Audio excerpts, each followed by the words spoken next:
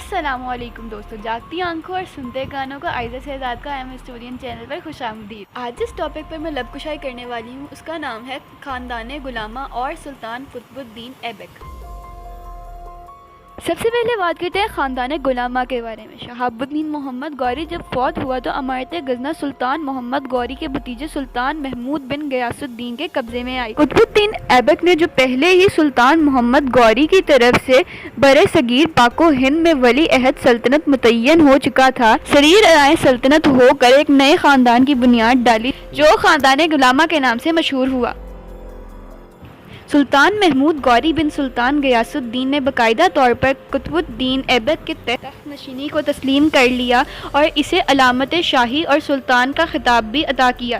عہد حکومت میں برِ صغیر ایک خود مختار اسلامی ریاست بن گئی جس کا دارالسلطنت دلی تھا۔ اس اعتبار سے قطب الدین ایبک برِ صغیر پاک و ہند کا پہلا فرما رواں سمجھا جاتا ہے۔ سلطان قطب الدین ایبک سلطان محمود غوری کا غلام تھا۔ اس کے بعد اس کا بیٹا آرام شاہ تخت نشین ہوا۔ اس طرح وہ غلام ابن غلام تھا۔ آرام شاہ کے بعد التتمش تخت دلی پر متمکن ہوا۔ وہ قطب الدین ایبک کا غلام تھا۔ التتمش کی وفات کے بعد اس کی لڑکی رضیہ سلطانہ اور 4 بیٹے یکے بعد دیگرے تخت نشین ہوئے۔ آخری بیٹے ناصر الدین محمود کی وفات کے بعد غیاث الدین بلبن نے برسر اقتدار آ کر تاج شاہی سر پر رکھا۔ بلبن التتمش کا غلام تھا۔ بلبن کے بعد اس کا پوتا کیک بعد سریر ارائے سلطنت ہوا۔ وہ بھی غلام ابن غلام تھا۔ اس طرح یہ حقیقت واضح ہو جاتی ہے کہ اس کے خاندان کے تمام بادشاہ جو یہاں خود غلام رہ چکے تھے یا غلاموں کی اولاد تھے، اسی بنا پر اس کو خاندان غلامہ کہا جاتا ہے جو 1206 سے 1290 تک برسر اقتدار رہا۔ اس خاندان کے تمام فرمان روا سلطان کہلاتے ہیں۔ مگر یہ ایک مسلمہ حقیقت ہے کہ یہ غلام عالی نسب ترک خاندان کے چشم و چراغ تھے جن کو حالات کی بنا پر آزادی سے محروم کر کے غلام بنا کر بیچ دیا تھا۔ ان میں سے بعض نے مناسب موقع ملنے پر اپنی خدا داد صلاحیتوں سے کام لے کر اپنی ذہنی اور جسمانی صلاحیتوں کا مظاہرہ کر کے اعلیٰ تعلیم و فنون کی تربیت پائی اور سلطنت کے اعلیٰ عہدوں پر فائز ہوئے۔ اس طرح بعض آقاؤں نے اپنے غلاموں کو اولاد کی طرح اپنے سایہ میں رکھا اور اعلیٰ تعلیم و تربیت سے آراستہ کیا اور خوش ہو کر انہیں اپنی دامادی میں لے لیا۔ دوستو، یہ تو تھا خاندان غلامہ کا انٹروڈکشن۔ اب آگے سلطان قطب الدین ایبک کی زندگی کے بارے میں آپ کو سر فیصل بتائیں گے۔ سلطان قطب الدین ایبک خوش قسمت سپاہی اور معمار سلطنت تھا۔ وہ برِ صغیر پاک و ہند میں اسلامی سلطنت کا اصل بانی تھا اور یہ کہنا ہے ایم عزیز احمد کا۔ قطب الدین ایبک محض اپنی قابلیت کی بنا پر غلام سے سلطان کے درجے پر پہنچا اور ہندوستان میں ایک مستقل اسلامی سلطنت قائم کرنے میں کامیاب ہوا۔ وہ مذہبی معاملات میں رواداری کا قائل تھا اور ہندو رعایا کے ساتھ نیک سلوک روا رکھتا تھا۔ وہ اپنی سخاوت اور فیاضی کی وجہ سے لخ بخش کے نام سے مشہور ہوا۔ اب بات کرتے ہیں قطب الدین ایبک کے ابتدائی حالات کے بارے میں۔ برِ صغیر پاک و ہند کا پہلا مسلم فرما روا قطب الدین ایک ترک نسل تھا۔ ابھی وہ بچہ ہی تھا کہ حاکم نشاپور کا قاضی فخر الدین عبدالعزیز نے اسے بطور غلام خریدا۔ قاضی فخر الدین نے قطب الدین کو اولاد کی طرح پالا اور قاضی فخر الدین کے ہاں قطب الدین نے قرآن پاک حفظ کیا، نیز شاہ سواری اور تیر اندازی کی تربیت حاصل کی۔ قاضی کی وفات کے بعد اس کے لڑکوں نے قطب الدین کو فروخت کر دیا، چنانچہ وہ غزنی میں سلطان شہاب الدین محمد غوری کے ہاتھ فروخت ہوا۔ محمد غوری کی اولاد نرینہ نہ تھی۔ وہ اپنے ترکی غلاموں کو اولاد کی طرح پالتا اور انہیں تعلیم و تربیت دیتا۔ جو صاحب کمال نظر آتے اسے نہ صرف انعام و کرام سے نوازتا बल्कि अहम मनसब पर फाइज भी कर देता। कुतुबुद्दीन ऐबक जल्द ही अपने आका की खुशनुदी हासिल करने में कामयाब हो गया। सुल्तान ने खुश होकर उसे बहुत ज़्यादा इनाम से नवाजा। ऐबक ने वो इनाम अपने हमवतन तुर्की गुलामों में तकसीम कर दिया। उसकी इस दरिया दिली से सुल्तान इस कदर खुश हुआ कि उसे शाही अस्तबल का अफसर आला मुकर्रर कर दिया। तबकाते नासरी का मुसन्निफ मिनहाजुल सिराज लिखता है कि कुतुबुद्दीन का पूरा नाम कुतुबुद्दीन ऐबक शल है। ऐबक तुर्की ज़ुबान का लफ्ज़ है जिसके मायने उंगली है और शल के मायने नाकारा मफलूज के हैं।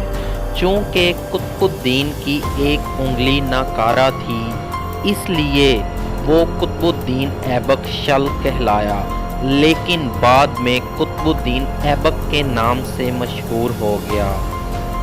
बाज़ मुहक्किकीन का बयान है कि ऐबक ई और बक का मुरक्कब है। ई के मायने चांद और बक के मायने सरदार है, यानी चांद सा सरदार।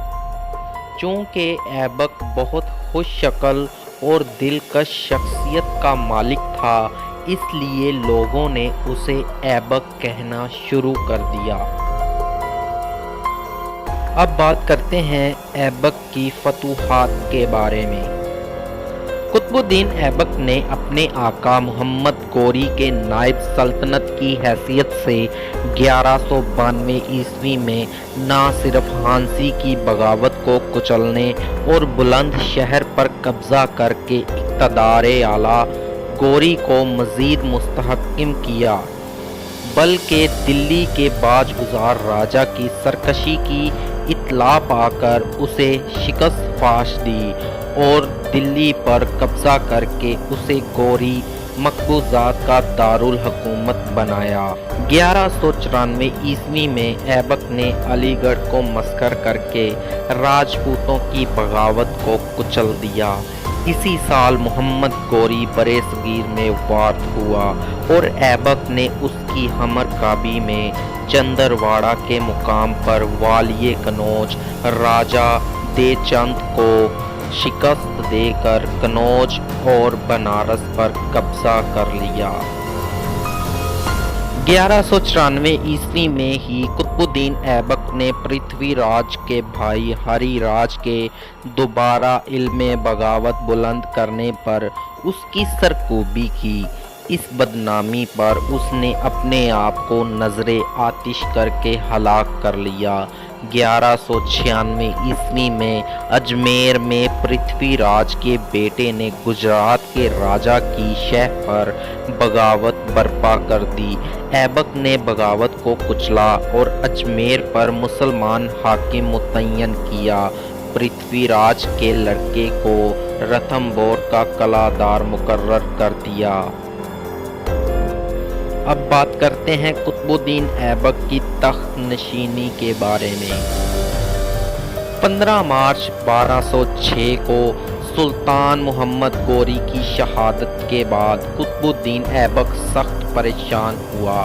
चुनांचे अपने आका की सल्तनत के तहफ़्फ़ुज़ और आवाम के अमनो अमान की खातिर वो लाहौर वापस रवाना हुआ। ऐबक 25 जून 1206 ईस्वी को लाहौर पहुंचा, जहां अहलियाने शहर ने उसका शाहाना इस्तकबाल किया।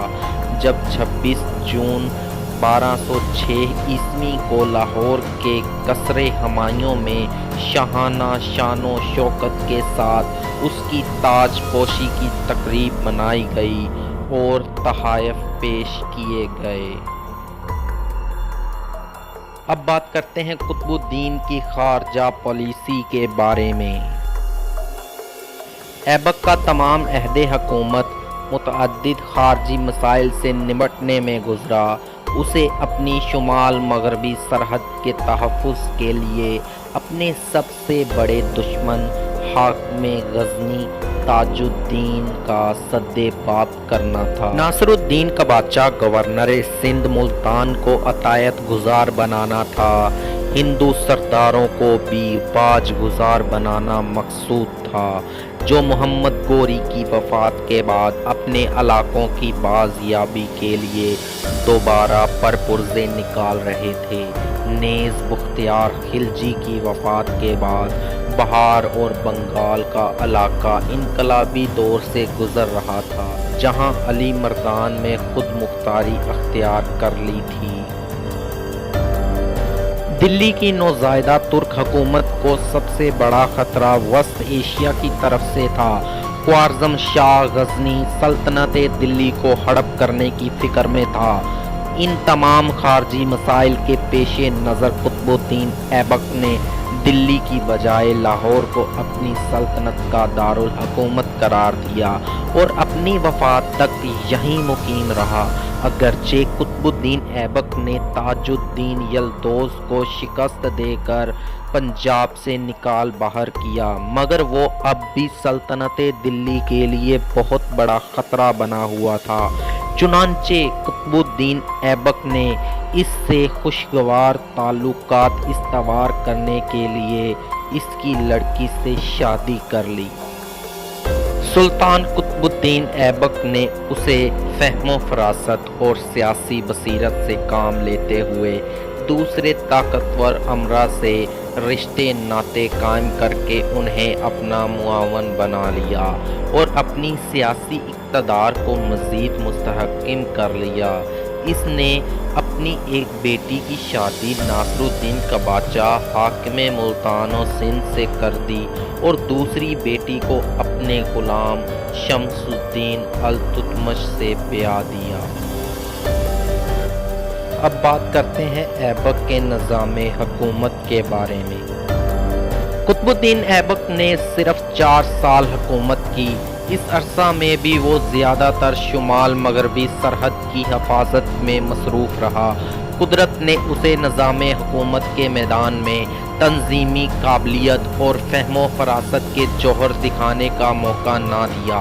اس کا نظام سلطنت فوجی نوعیت کا تھا۔ قطب الدین ایبک نے تمام سلطنت میں امن و امان قائم رکھنے کے لیے اہم صوبوں اور شہروں میں فوج متعین کی۔ عدل و انصاف کے لیے قاضی ہر صوبہ میں مقرر تھے۔ جرائم کی سزائیں سخت تھیں۔ بعض اوقات رعایا کی فلاح و بہبود کے لیے ضروری احکام جاری کرتا رہتا تھا۔ اس کے عہد میں مکمل امن و امان رہا۔ ایبک منصف مزاج حکمران تھا۔ وہ احکام شرعیت کا سخت پابند تھا۔ اس نے اقتصادی حالت کی بہتری کے لیے متعدد ایسے ٹیکس معاف کر دیے جو شرعی طور پر ناجائز تھے۔ قبل ازیں پیداوار کا 5واں حصہ بطور لگان ادا کیا جاتا تھا۔ اسے خلاف شرعیت قرار دیتے ہوئے شرعی اصول کے تحت پیداوار کا 10واں حصہ سرکاری لگان اراضی مقرر کیا۔ اس طرح رعایا خوشحال ہو گئی۔ ہم اثر مورخ حسن بن نظامی ایبک کے نظام حکومت پر تبصرہ کرتے ہوئے لکھتا ہے، اس کے پرامن عہد میں خزائن کی حفاظت کے لیے کسی محافظ کی ضرورت نہ تھی، یہاں تک کہ بھیڑوں کے گلے کی نگرانی کے لیے گڈریے محتاج نہ تھے۔ اس کی سلطنت میں بھیڑیا اور بکری ایک گھاٹ پر پانی پیتے تھے، چوری کا نام و نشان تک نہ تھا۔ اب بات کرتے ہیں قطب الدین ایبک کی وفات کے بارے میں۔ قرون وسطیٰ میں چوگان کا کھیل امراء اور صاحب اقتدار لوگوں میں بڑا مقبول تھا۔ ایبک کو بھی چوگان کا بڑا شوق تھا۔ وہ اوقات فرصت میں اس کھیل سے دل بہلایا کرتا تھا۔ یہی شوق اس کی موت کا باعث بنا۔ 4 نومبر 1210 عیسوی میں لاہور میں چوگان کھیلتے ہوئے گھوڑے سے گر کر شدید زخمی ہوا۔ بقول مولانا اکبر شاہ خان نجیب آبادی کے مطابق ایبک کا گھوڑا اسکندری کھا کر اس طرح گرا کہ سلطان گھوڑے کے نیچے آ گیا۔ گھوڑے کا زین کو سلطان کے سینے میں گڑا اور وہ فوراً ہی فوت ہو گیا۔ دوستو اگر آج کا ٹاپک آپ کو پسند آیا ہو تو کائنڈلی چینل کو ضرور سبسکرائب کریے گا، دعاؤں میں یاد رکھنا اور اللہ کے ذکر کا زباں پہ سواد رکھنا۔ اللہ حافظ۔